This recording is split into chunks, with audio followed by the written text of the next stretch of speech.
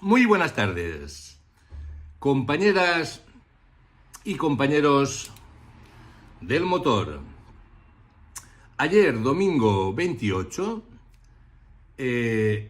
asistí a la primera matinal motera de La Cañada. Muy buenos días, compañeros y compañeras del motor.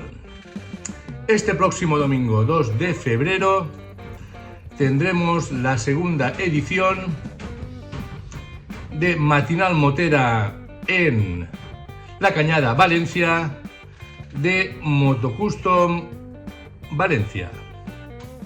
El año pasado fue la primera edición y ya fue un éxito. Llegó mucha gente, había tenderetes, buen ambiente. Hicimos una vuelta por la zona, asesorados y acompañados por el muy ilustre de La Cañada. Tuvimos exhibiciones de baile country.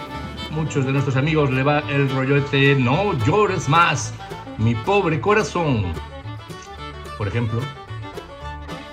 Y tuvimos un glorioso día que vamos a repetir este próximo domingo. Si eres de Valencia o próximo, yo no me perdería la opción de pasarme un rato y de disfrutar. Ya vamos por la segunda edición y amenazamos con hacer muchas más, ¿vale? Por aquí van pasando pequeños momentos de ese evento y este fin de semana más y seguramente mejor. Vinga, anem a rodar un poquet.